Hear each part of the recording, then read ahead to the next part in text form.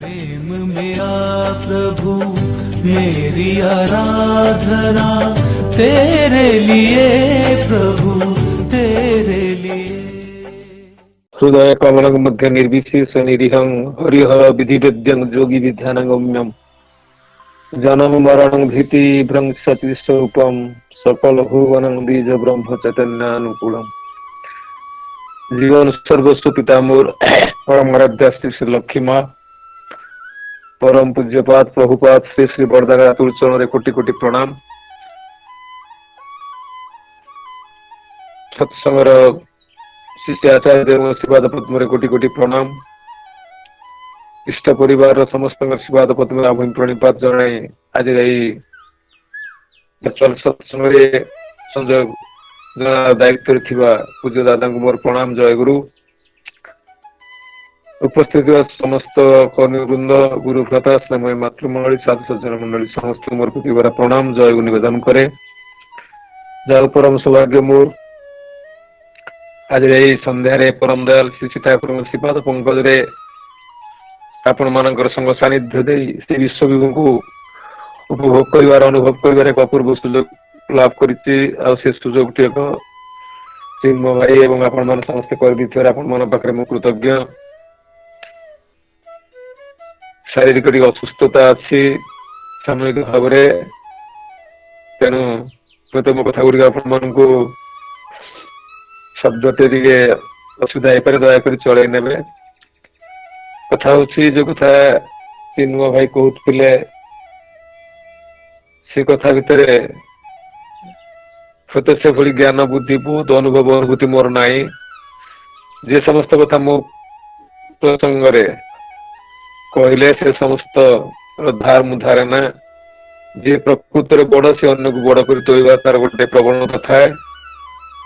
मनुष्य जहाँ को भल पाए ता कथा भाविया ता कथा कहवा को भल पाए करने को भल पाए से आम मैंने समस्ते परस्पर प्रति भल पाइबा जो बंधन ने बांधी तार पृष्ठभूमि किंतु परम दयाल श्री ठाकुर अच्छा श्री ठाकुर को किछिटा हुए मैंने भल पाई बसीचु एवं ताकू केंद्र कर जो मैंने अच्छा परस्पर भितर भल पाइबाटा जागे उठता है। तेज से परिप्रेक्षी रे आपण मान सहित संपर्क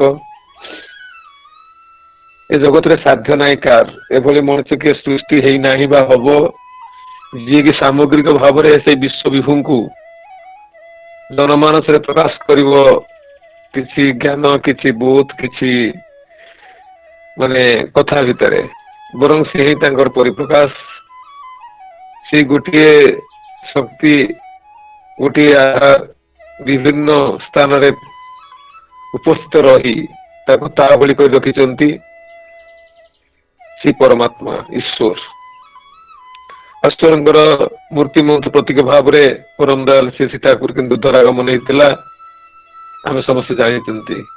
आज जो सत्संग कथा रखुले चिन्मय भाई जे से प्रताप भाई मां आत्मार सदगति विधेय सी आत्मार सदगति आ द्वितीय मंजूश्री जन्म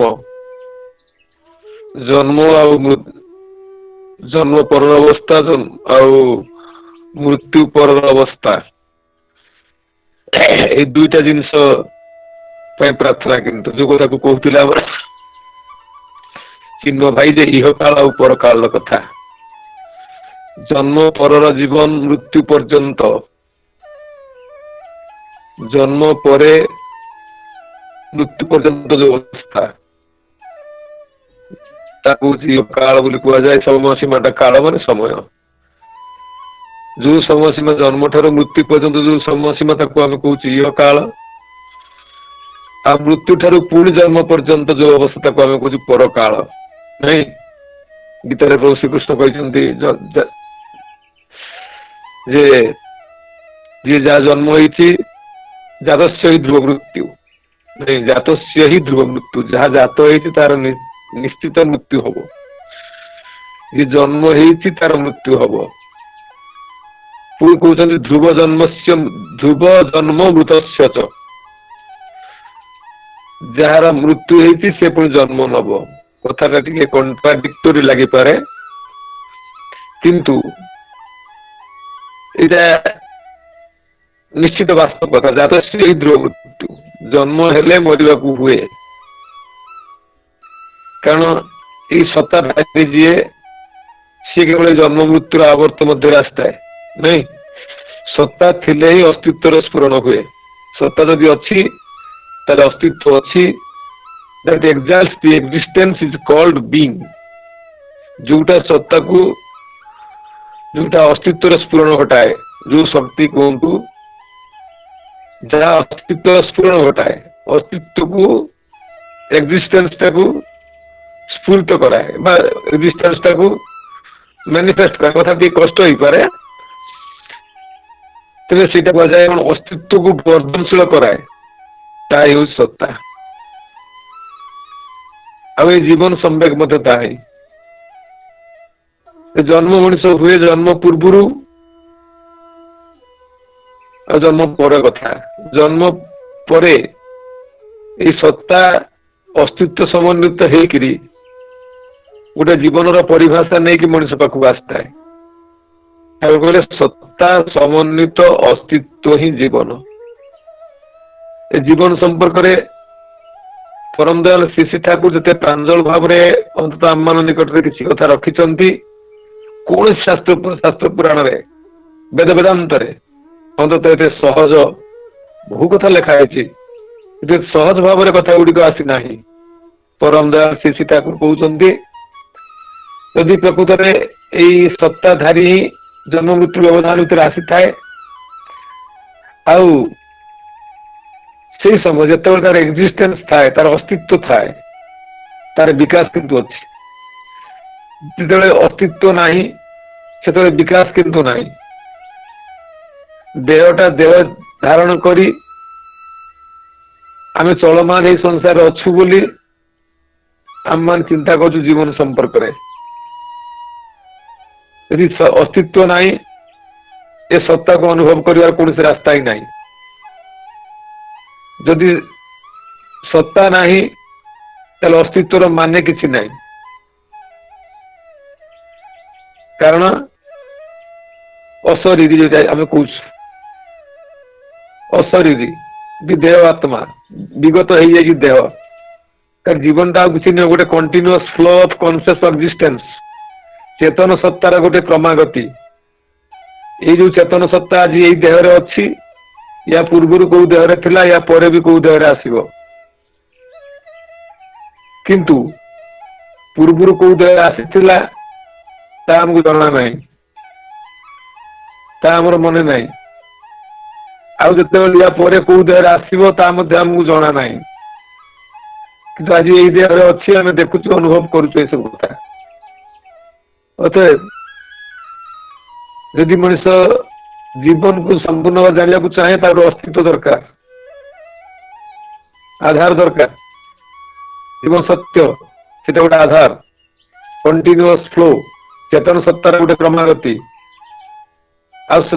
चेतना नहीं से सत्ता ही नहीं ये सब बहुत बड़ बड़ कथा कथा छड़ा ये प्रथमटा बुझाऊँ आपन कौन जात से ध्रुव मृत्यु जन्म हेले मरिया को हम ये कह शरीर मृत्यु कथा सेपटे कह कौन ध्रुव जन्म मृतस्यत जार मृत्यु होता से पुणी जन्म नब द्वितीयटा आत्मा को बुझाऊ आत्मा अविनाशी विदेह हो शरीर छाड़ी से किंतु अच्छी कौ जगार ये प्रताप भाई मां कथा कहतु देर आर टू वर्ल्ड्स दुटा पृथ्वी अच्छी आम विश्वास करू न करू 1969 मसीहा अक्टोबर मास 26 तारिख रे एमिलो सर्ज और वान चैम्बरलेन नामक दु जन साइंटिस्ट ये जो स्पिरिट बात जो शक्ति तत्व पर रिसर्च करके जो माने नोबेल प्राइज पाइथिले एमिलो सर्ज एंड वान चैम्बरलेन से माने कहले देयर आर टू वर्ल्ड्स दुटा पृथ्वी अच्छी गोटे प्रोटोनिक वर्ल्ड गोटे एंटी प्रोटोनिक वर्ल्ड गोटे पार्थिव जगत गोटे पार्थिव जगत पार्थिव जगत रे जहाँ देखु जो संश्लिष्ट अच्छु ମୁଁ ଏବଂ ମତେ ନେଇ ଯୋଉ ପରିବେଶ ଯାହା ସହିତ ଓତପ୍ରୋତ ଭାବରେ ମୁଁ ଜଡିତ ନାଇଁ ତାକୁ ବାସ୍ତବ ଭାବରେ ଅନୁଭବ କରୁଛି, ସେଟା ହଉଛି ମୋର ପାର୍ଥିବ ଜଗତ। ସ୍ଥୂଳ ଚକ୍ଷୁରେ ଯାହା ମୁଁ ଦେଖିପାରୁଛି, ଯାହା ସାଙ୍ଗରେ ମୁଁ ସଂଶ୍ଳିଷ୍ଟ ଅଛି, ତା ସମ୍ପର୍କରେ ମୋର ଗୋଟେ ବୋଧ ଆସୁଛି, ସେଇ ଜଗତରେ କୁହାଯାଏ ପ୍ରୋଟୋନିକ ୱାର୍ଲଡ। ଆଉ ଆଣ୍ଟି ପ୍ରୋଟୋନିକ ୱାର୍ଲଡ ସେଇଟା, ଅପାର୍ଥିବ ଜଗତ ସେଇଟା। ମୁଁ ତାକୁ ଜାଗତିକ ଭାବରେ ଦେଖିପାରୁନାହିଁ, ତା ସାଙ୍ଗରେ ସଂଶ୍ଳିଷ୍ଟ ନୁହଁ, କିନ୍ତୁ ଅନୁଭବ କରିପାରୁଛି ଯେ ସେ ଅଛନ୍ତି ବୋଲି। ସେଇଟା ଆଣ୍ଟି ପ୍ରୋଟୋନିକ ୱାର୍ଲଡ ଠାକୁର କହୁଛନ୍ତି। এই ଆଣ୍ଟି ପ୍ରୋଟୋନିକ ୱାର୍ଲଡ କଣ? ଅପାର୍ଥିବ ଜଗତ, କି ତାକୁ ଇଥର ଜଗତ କଥା କହୁଛି। ଅତଏବ ସବୁ କଥା ଗୁଡାକ ଏଇ ଯେମିତି ତୋତା ଭାଇଙ୍କର ମା, ସେ ଥିଲେ ଆଜି ନାହାନ୍ତି, କୁଆଡେ ଗଲେ? ପଚରାଯାଏ ମୃତ୍ୟୁରେ କଣ ହୁଏ ବୋଲି, ମୃତ୍ୟୁ ଯଦି କଣ ହୁଏ ବୋଲି ଆମେ ପଚରାଯାଏ, ତାହେଲେ କିନ୍ତୁ ଏ ଅବସ୍ଥା ଆମର ନାହିଁ। ସମସ୍ତେ ଆମେ ମରିଛୁ, ବହୁ ବାରମ୍ବାର ମରିଛୁ। ମରି ମରି ଆମେ ଗୋଟେ ଗୋଟେ ଏଭଳି ଭାବରେ ଅବସ୍ଥାରେ ପହଞ୍ଚିଥାଉ ଯେ ମୃତ୍ୟୁ, ସମସ୍ତଙ୍କର ମୃତ୍ୟୁ ହେଇଛି କିନ୍ତୁ ଆମର ମନେ ନାହିଁ। ଠାକୁର କହୁଛନ୍ତି ଯେ ମୃତ୍ୟୁ ବୃତ୍ତି ଥାଏ ଏବଂ ବୃତ୍ତି ଶରୀର ମଣିଷର ନାହିଁ।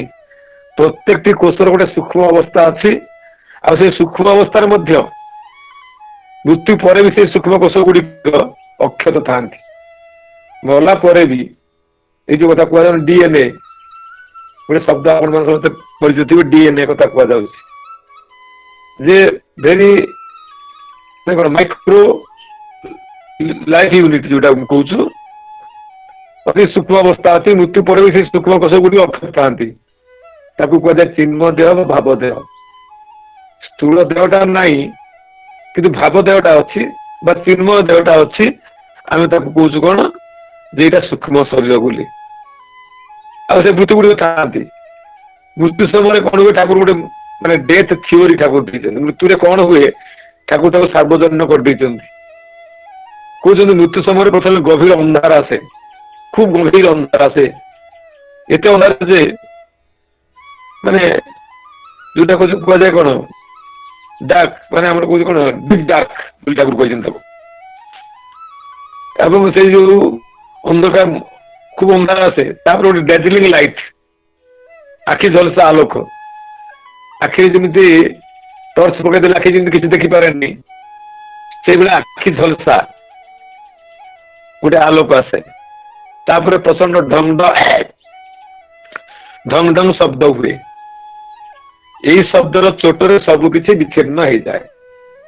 ମୃତ୍ୟୁରେ ଯୋଉ ଆମର ସ୍ମୃତି ଶକ୍ତି ହରିଯାଏ ନା, ଠାକୁର କହୁଛନ୍ତି ଏଇଟା ଏଇ ଅବସ୍ଥା ନେଇକି ହୁଏ। ପ୍ରଥମେ ଗଭୀର ଅନ୍ଧାର ଆସେ, ତାପରେ ଏକଦମ ଡାର୍ଜିଲିଂ ଲାଇଟ୍, ତାପରେ ପ୍ରଚଣ୍ଡ ଶବ୍ଦ କରିକି ଢଙ୍ଗ ଢଙ୍ଗ ଶବ୍ଦ ହୁଏ, ଯାହା ଭିତରେ ଦେଇକିରି ସବୁ ଗୁଡାକ ବିଚ୍ଛିନ୍ନ ହେଇଯାଏ।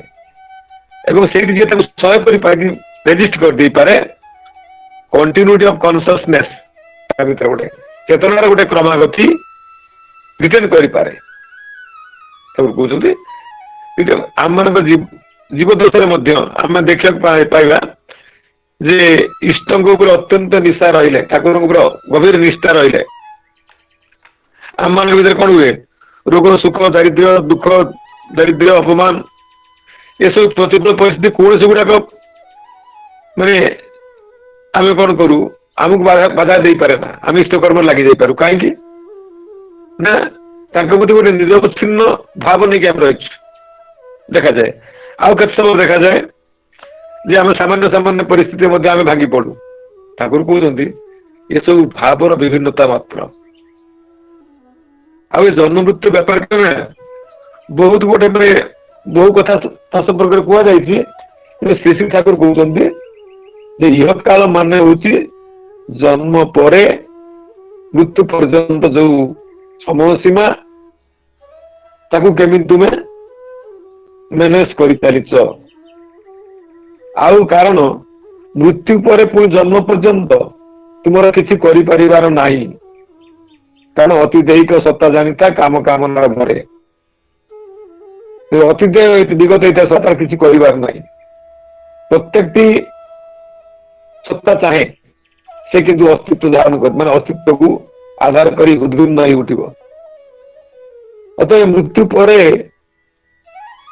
सत्ताधारी जी तार किसी कर जो ना जोर कर कहते इह काल एत जोर दे पर काल कौन हम न हम सब इह काल पर निर्भर करे। यही समय आम चिंताधारा भावना आवेग कर्म निष्ठा भक्ति जहाँ किसी कथा गुड़ा कहतु सब जन्म रु मृत्यु पर्यंत किंतु विकासमुखी रहे, मृत्यु पर किसी करिवार नाही स्पष्ट करदे ठाकुर। से भाव को आधार करके थाए से भाव किसी अवस्था पाए से किंतु पुनराय जन्म निये। जन्म आला पर मुड़ी विकास ये केते जन्म जामर केते जन्म जीव कि यही जन्म आम पाइछु ठाकुर जीवन गोटे राह पाइछु आम प्रकृत विचार करी आम मान जीवन चर्या को जारी न रखा ताले विशेष किसी लाभ हम नहीं मन हुए। बहु तत्व बहु आलोचना मनुष्य को आम करू बहु ज्ञान गर्भ कथा आम कहू किंतु आम बुझीपारूना जो जन्म कथा कहला जो मंजूश्री जन्म जन्म मान ही जमी उठा उपादान संगति जो संगति जीवन उच्च व्यक्त हुए व्यक्ति ये तमान हूँ जन्म मान ही जमी उठा उपादान संगति। उपादान कौन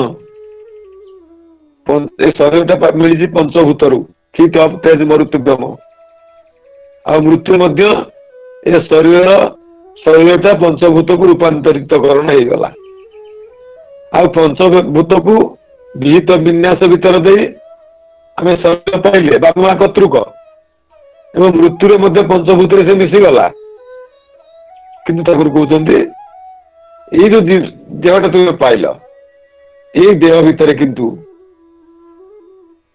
ये तुम दि जाइए तुम आत्मिक विकास घटो किंतु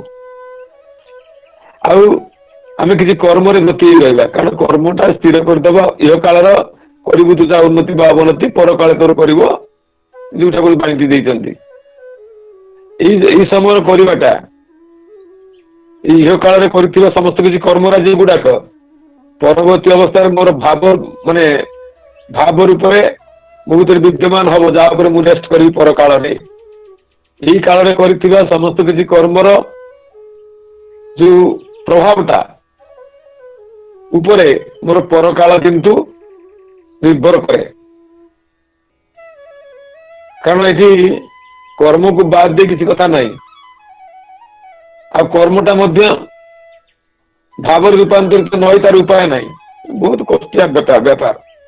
अतएव ये भाव आ कर्म ये दीटा द्वारा एते इम्पोर्टाट मनुष्यर भावटा कर्म को नियंत्रण करे आ कर्मटा मनुष्य भाव रूपांतरित करण हुए यथा केमिति श्री ठाकुर कहते आम भितर गोटे जदि भावना सृष्टि है आवेग सृष्टि है किंतु कर्म प्रतिफलित है धरा जाऊ मुझे यहाँ कर गोटे भावना मुंड को आसला गोटे जेकोसी कर्म से किंतु कर्म रूपांतरित है। First war takes place in the mind then in the battle field आगे युद्धटा मनुष्य मन हुए तापर युद्ध क्षेत्र में कर्म भाव रूपांतरित हुए आ जो कर्म आम करू से कर्मटा जो भाव बसवर्ती कलु तार मूलत्व जदि भाव थाए से भाव कर्म पलि जाए कि से भावटा भीतर लगी रही था जो भाव को लेकिन आम जाऊ से ठाकुर कहना मृत्यु काले जे भाव धरे छेड़े शरीर जाए जीवन जन्मे आबार तेमनी स्थाने से ही भाव पथ पाए जखन मृत्यु काले जे भाव धरे छेड़े शरीर जाए जीवन जन्मे आबार तेमनी स्थाने से ही भाव पथ पाए जखन। अतएव भावटा ही कर्म को नियंत्रण करे आ कर्मटा ही भावर स्फुरण करे। यदि दीटा कथा हुए तेणु आमको भावटा को जगेगा पड़ो। आउ भावटा मनुष्य भीतर सृष्टि हुए केमिति ना काहारी प्रति गोटे आसक्त होकर मनुष्य भाव सृष्टि हुए। भावटा जमी सेमी सृष्टि हुए नहीं। भावटा गोटे धारणार बशवर्ती होकर मनुष्य धारणा उपर भाव संघात सृष्टि हुए। बोले बोधिर साड़ा पड़ी तार भाव हुए। आई भाव भावटा सूक्ष्म स्पंदन होउची कंपन होउची मन से मनुष्य करने भावटा हूँ कौन मोर कर्मर गोटे प्रभाव मात्र से मोर यही कालर हो काल कालर हो ये भाव को आमको जगेगा पड़ो। भाव को शुद्ध करने पड़ो। जादृशी भावना दस सिद्धि भवती तादृशी। अतएव भावनाटा मो भीतर सृष्टि है जहा जो भाव में भावायित रही से भावटा मोर पर काल को नियंत्रित कर। किंतु आ भावटा हूँ कौन मैं दिन दिया कथा नुहे मरला बेलू खाली तुलसी पानी गंगा जल नहीं खाई जीवन सारा खराब कर्म खराब भाव निजक चलैली आ मरला बेलू तुलसी पानी हरिनाम शुणी पलैली भाव नहीं पलैबा हुए नहीं। भाव हूँ totality of experience with feeling sensation perception in a state of being. Totality of experience सामग्रिक भाव में मो भीतर भाव मो भीतर जो कौन अनुभव आवेग आउ मो भीतर बोध ये मोर भाव को नियंत्रित करे। अतः प्रति मुहूर्त मु गोटे एमती भाव रही जो भाव भीतर देकरी हजार घात प्रतिघात आसु से भाव मोर भांगनी चाण पीठ भत्सर इष्ट नेशा ना भांगे इष्ट निष्ठार जो भावटा मो भीतर लगी रही सी भांगनी। अतएव मोर कहला कथा हूँ जे मु नदी बड़े उदाहरण दी नदी भाव ढेउर भाव नहीं नदी भाव स्थिर होगी कौटा माने नदी आउ ढेउ भाव से उठी पड़ू ढेउ हुए तो न रही पारे किंतु नदी रही तेणु जो उद्वेलित अवस्थाटा जो अवस्था मो भीतर काम काम भाव सृष्टि करुच्ची जो अवस्थाटा मोर भीतर सृष्टि करुच्ची कौन किसी गोटे माने जो कौन आम कहवा जे आशा आकांक्षा प्राप्ति मोह ये सब सृष्टि करुच्ची गोटे ढेउ भाव। किंतु नदी स्थिर स्थिर भाव से नदी अच्छी तार कि जाए ना ढेउ भाव उठी पड़ू हुए तो यहाँ न रही पारे किंतु शिव शिव भाव और जीव भाव शिव भाव उचित ठाकुर जिते आसु कौन मो भितर जहा भाव सृष्टि होना कहीं सबुरे किंतु आपण ही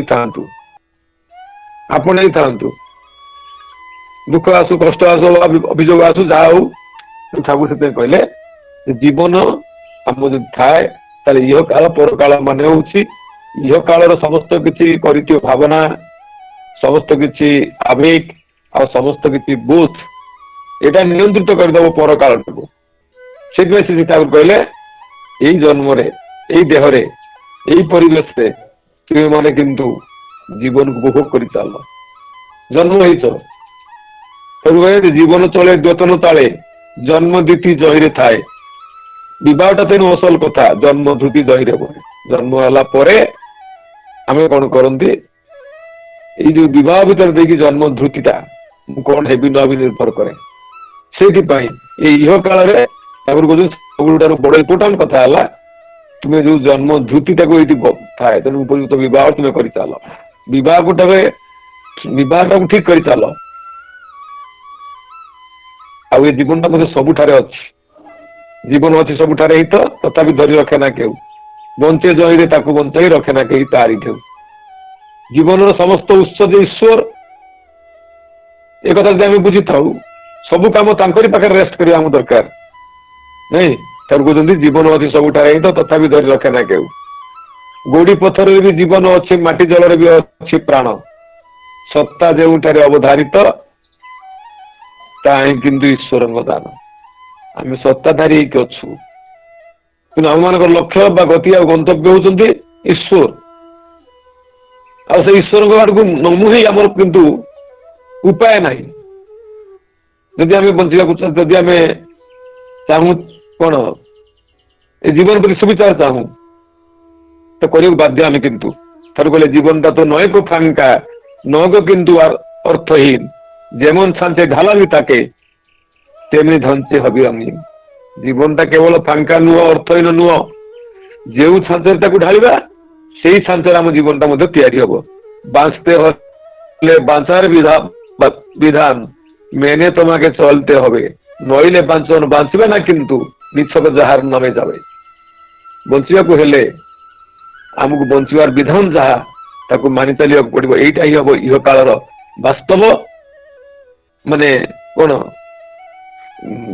कर्म जोटा कि पर काल को आम जनईदेव नहीं कहले सीधे कह जीवन अर्थ नुह जी जा खाली जीवन टा जना पड़े जीव बोले चली तेणु जीवन एमती बंच अलग बंच मरीगला बंचा भाई जीवन बंच ठाकुर कहते कि मरीगला बंचा भाई जीवन बंच कारण जीवन मृत्यु हुए ना जी जन्म नहीं था तार मृत्यु हुए ये देहटा जन्म नहीं तार मृत्यु हो गला से मृत्यु पुणी पंचभूत को रूपांतरित हो गला नहीं तेणु किसी सृष्टि हुए नहीं कि किसी माने कौन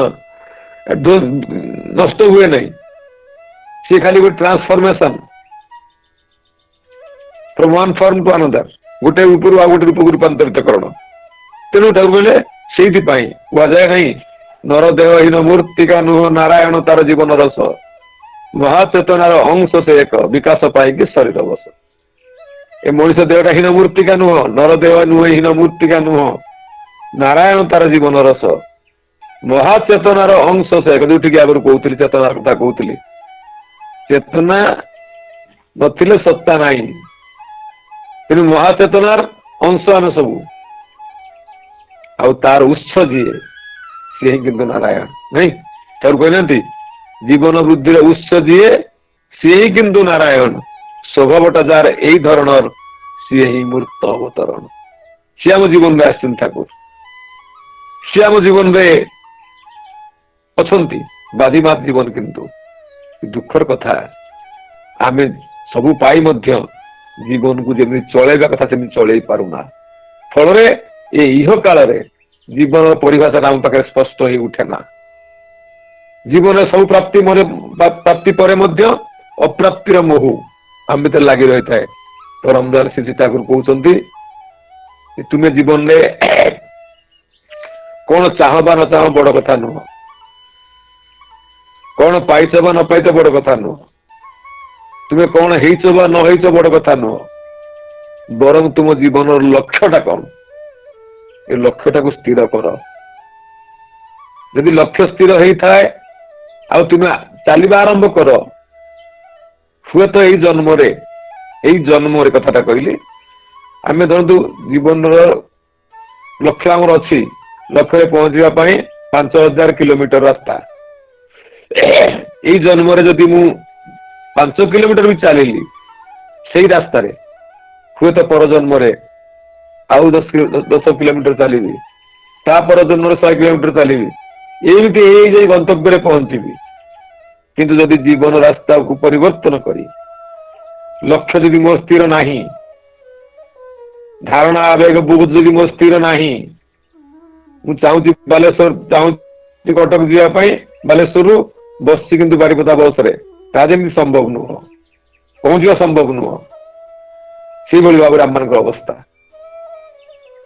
ए जीवन प्रति आम गोटे स्पष्ट माने कौन बोध नहीं आ जीवन प्रति सुविचार करने को हेले तो मैंने यही मुहूर्त किंतु से चेतनार क्रमागति को मैंने कौन अतुट रखी जीवन उत्स जीए पाखरे शरणापन्न हो निर्दिष्ट पथरे चाल कारण से आचार्य रूप तुम पाखे गुरु सी बेत्ता रूप तुम पाखे इष्ट किंतु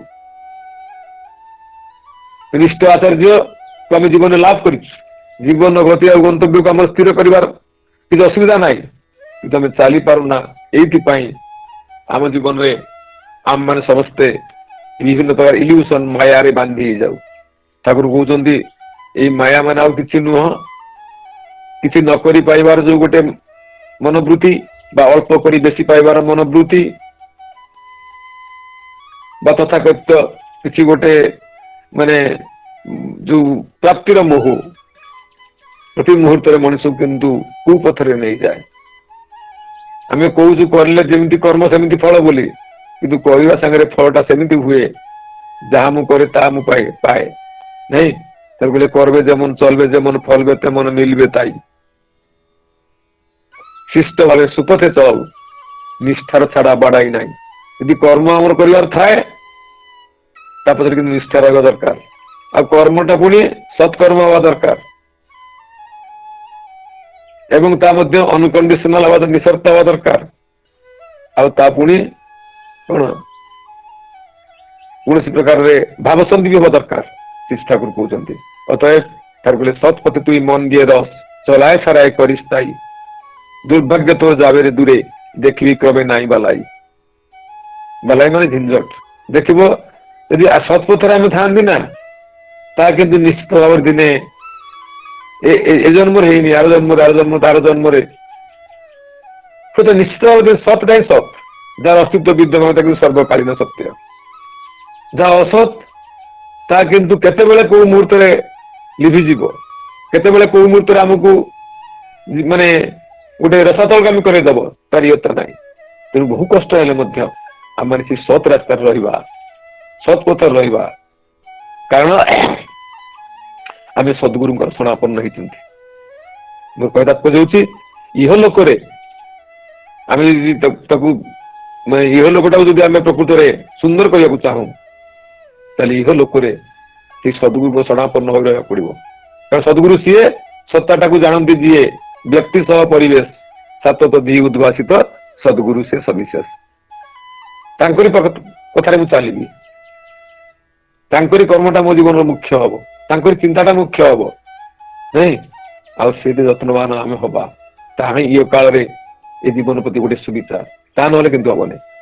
ଶେଷରେ ଅନ୍ତତଃ ସେଇ କଥା ପ୍ରାର୍ଥନା ଜଣାଏ ପ୍ରଭୁ ରାতুଲ ଚରଣରେ ଆମମାନେ ସମସ୍ତେ ଶ୍ରୀ ଠାକୁର ଗୁରୁ ଭାବରେ ପାଇଛୁ ଏବଂ ତାଙ୍କରି ପ୍ରଦର୍ଶିତ ମନ୍ତ୍ର ସତ୍ମନ୍ତ୍ର ପାଇଛୁ, ଯାହାକି ଆମ ଚିନ୍ତା ଚେତନା ସ୍ତରରେ ଗୋଟେ ପରିବର୍ତ୍ତନ ଘଟେଇବ ଏବଂ ତାଙ୍କରି ମାନେ ଏ ସତ୍ସଙ୍ଗ ପାଇଛୁ ଯାହାକି ଆମର ଗୋଟେ ବିରାଟ ଏସେଟ, ଯୋଉଠି ଆମେ ନିଜକୁ ଉପଭୋଗ କରିବା, ନିଜକୁ ବିସ୍ତାରିତ କରିବାର ଗୋଟେ ସ୍ଥାନ ପାଇଛୁ। ଖାଲି କଥା ହଉଛି ଆମେ କିନ୍ତୁ ଆମ ଭିତରେ ଥିବା ଭାବନା, ଆମର ଧାରଣା କୁ ଶୁଦ୍ଧ କରିବା, ଏତିକି ଆମ ଦାୟିତ୍ୱ, ଆଉ କିଛି ନାହିଁ। ଠାକୁର ସବୁ ତିଆରି କରିଦେଇ ଯାଇଛନ୍ତି, କିନ୍ତୁ ମୁଁ କେମିତି ଚାଲିବି, ମୁଁ କେମିତି ରହିବି, ମୁଁ କେମିତି ନିଜକୁ ଡିଲ୍ କରିବି, সেটা ମୋର କିନ୍ତୁ ଦାୟିତ୍ୱ। ସେଇଥିପାଇଁ ତାର ପ୍ରଥମ ବାଧା ଯୋଉଟିକି ଅଛି, 2 ମିନିଟ ଦାଦା ସାଥ ଦଉଛି, ଯୋଉ କଥା ଅଛି ତାର ମେନ୍ ଆଟ୍ରିବ୍ୟୁଟ୍ସ ହେଲା କଣ, ଯେ ଆମେ ମାନେ ଯୋଉ ଠାକୁରଙ୍କୁ ପାଇଛୁ, ଇଷ୍ଟଙ୍କୁ ପାଇଛୁ, ପୁରୁଷୋତ୍ତମଙ୍କୁ ପାଇଛୁ ଗୁରୁ ରୂପରେ, ଏଇଠୁ ପୁଣି ମହାଭାଗ୍ୟବାନ କଥା ନାହିଁ ଆଉ କିଛି। ଆଚାର୍ଯ୍ୟ ପରମ୍ପରା ଭିତରେ ଲିଭିଂ ଏମ୍ବଡିମେଣ୍ଟ ଅଫ ଇଷ୍ଟ ପାଇଛୁ ଏବଂ ସତ୍ସଙ୍ଗ ବିରାଟ ଗୋଟେ ପରିସର ପାଇଛୁ, ଯୋଉଠିକି ଆତ୍ମବିସ୍ତାର, ଆତ୍ମ ସଂରକ୍ଷଣ, ଆତ୍ମ ଯୋଉ ସେଲ୍ଫ କଣ ପ୍ରତ୍ୟେକଟି କଥା ଭିତରେ ଅଛି ତ, self protection, self preservation, self procreation, ଆତ୍ମବିସ୍ତାର। ପ୍ରତ୍ୟେକ ଜୀବାତ୍ମାର ଲକ୍ଷ୍ୟ ସେଇଟା। ସେ ଆତ୍ମବିସ୍ତାର ହବ, ସେ ଆତ୍ମ ସଂରକ୍ଷଣ ହବ ତାର, ଏବଂ ଆତ୍ମ ସଂରକ୍ଷଣ, ଆତ୍ମବିସ୍ତାର ଏବଂ ଆତ୍ମ ରକ୍ଷା ସବୁ ଚାହାନ୍ତି ଆମେ, ଆଉ ତା ପାଇଁ ବିରାଟ ସତ୍ସଙ୍ଗ ପାଇଛୁ ଆମେ। କିନ୍ତୁ ଗୋଟେ କଥା ହଉଛି କଣ, ନ କରି ପାଇବାର ପ୍ରବଣତା ବା ଅଳ୍ପ କରି ବେଶୀ ପାଇବାର ପ୍ରବଣତା। ଦକ୍ଷ ହେଇ ନ ଉଠିବା ଏବଂ ଦେଖେଇ ହେଇ ଉଠିବା। ଦୀକ୍ଷାର ଅର୍ଥ ଦକ୍ଷ ହେଇ ଉଠିବା, କିନ୍ତୁ ଆମେ ସମସ୍ତେ ବହୁ ଭାବରେ ଦେଖେଇ ହେଇ ଉଠୁ। ଆମ ଭିତରେ କିଛି ନଥାଏ ମସଲା, ବାହାରୁ ଖାଲି ଦେଖେଇ ହଉ, ଏଇଟା କିନ୍ତୁ କପଟତା। ଆମେ କୋଉ ସମସ୍ତେ ଦିନ ମାନେ ଅହଙ୍କାର ଶୂନ୍ୟର ଭାବଟା ପ୍ରକାଶ କରୁ ଭାଷାରେ, କିନ୍ତୁ ଅନ୍ତର ଭିତରେ ଗଭୀର ଅହଙ୍କାରରେ ଆମେ ବୁଡିକି ଥାଉ ନାଇଁ। ଏଇଥିପାଇଁ ଆମକୁ ସେ ଅହଙ୍କାର ଅଭିମାନକୁ ତ୍ୟାଗ କରିବାକୁ ପଡିବ। ତାକୁ ଲକ୍ଷ୍ୟ ରଖିବାକୁ ପଡିବ। ମୋ ଭିତରେ ଗ୍ରୋ କରୁନାହିଁ ତ ଏଟା ମାନ ଅପମାନ ଏସବୁ ମୋର ବାଧାକୁ ମତେ ଅଟକେଇ ପାରିବନି ଠାକୁରଙ୍କ ଦିଗରେ ଯିବା ପାଇଁ, ବାଧା ସୃଷ୍ଟି କରିପାରିବନି। ଠାକୁର କହୁଛନ୍ତି ମାନ ଅପମାନ ଖତମ करे प्रतिष्ठा राग, इष्टार्थ यदि सुष्टु होस देवताओं मानवे तो देर बाग। यदि मान अपमान बोध, अभिमान अहंकार बोध, अस्मितार बोध जदि मोर गतिपथ को रोध न करि पारे, मते कई पचारिबे नाही, मो कथा रहिबो नाही एवं मते समस्त घृणा करिवे, तेबे भी मु तांको पाखकु जीवी, कारण मु तांको भलो पाइछि, अंध होइछि, मो दोष समस्त देखिए। ये प्रकार भावना जो स्थिर रहे ताले सेटा भल पाइबा। ताड़न पीड़न भर्सनते इष्ट नशा ना भांगे, कुत्सित रे कुटिल जागे सत्ता जन नारंगे। ताड़न पीड़न भर्सना बहुत किसी आसी पारे हुए तो, किंतु इष्ट निशा मोर भांगिबो नै। एइटा ही वास्तव इह काल रे इष्ट मु नै चलिबा गोटे प्रथम तुक। आउ मो भीतर अभिमान अहंकार आसिक नाही, ताकू मते जगिବାକୁ पड़िବ। कारण अभिमान सुरापानन गौरव रौरव ध्रुवम प्रतिष्ठा सुपरि विस्ता त्रयतक्ता हरि भजेत। ये अभिमान अहंकार मनुष्य भीतर गोटे कौन करे ना हीनमन्यतार बोध सृष्टि करे एवं मनुष्य को नष्ट कर दिए। ताकू जगिବାକୁ पड़िବ हमको। ठाकुर दीक्षा नहीं सत्संग करुच्ची प्रतिनियत कौन पाई करुच्ची कहले भाषण देकी बहु लोक पर नाम जस हम ता थाए ना। ठाकुर कहते साधु सावधान, धप्पा बाजी फांकिर भड़ंग भंड तालेर कुटिल छल, कदिन तोर चलबे रे आर निये जाबे रसातल। फाटबे जखन फुटबे जखन धप्पा दर्द आगुन হয়, फागुन मासे रंग तामसा तखन कि तोरे चलबे बय।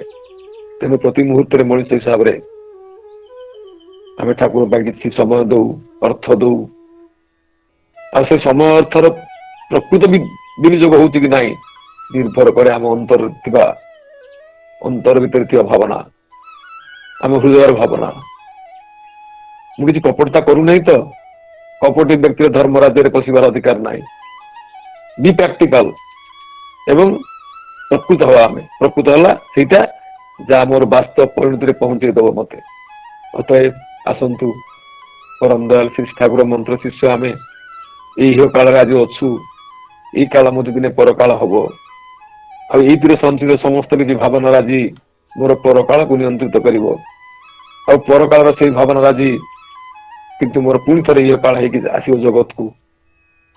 कारण यह काल और पर काल ओतप्रोत भाव जड़ित, किंतु कथा हूँ पर काल किसी परिवार जो नहीं, यह काल परिवार जो थाए आ से परिवार जो सुष्टु सुंदर हम तर कहले कहना गोटे जे आम कौन सुख चाहो तुम्हें भोग चाहो तुम्हें सुष्टु किछु करबे ना, वो चावाई बादुल चावा दुर्भोग छाड़ा जुटबे ना। अतएव आम यह काल प्रत्येक कर्मराजी को सुष्टु सुंदर करवा, इष्ट को नहीं से इष्ट निष्ठा को प्रबल कर तोड़ा। कारण ईश्वर इष्ट निष्ठा ही मुक्ति तोमार, इष्ट निष्ठा ही परागति, इष्ट निष्ठा ही ब्राह्मी पथ, निष्ठा ही तुम जीवन गति। अतएव ये निष्ठा को प्रबल कर तोड़ा। शक्ति हरा भक्ति जेमन जाबड़ जमला हो रहे, निष्ठा हरा भक्ति तेमन चुटी बहुले आने भय। जाके जेमन भजबे तुमी निष्ठा हबे तेमंतर, अस्खलित निष्ठा हले निष्ठा হয় থাকে দড়। ভজন যেমন ভাগ্য তেমন, ভজন যেমন ভাগ্য তেমন, নিষ্ঠা যাতে যেমন রয়, ভাগ্য দেবীও তেমন তো स्थिति सुहाग एने बय। अतएव आसतु से निष्ठा को लेकर से भक्ति को लेकर यह काल चर्चा करवा। आह काल वास्तव कथा यह काल पर काल सबूर मालिक जी यह काल मन रखा। उत्साह तो रक्षण तार सुख सुविधार चेष्टा, जा हराइलु जीवन किंतु मेंटिबनी के तृष्णा।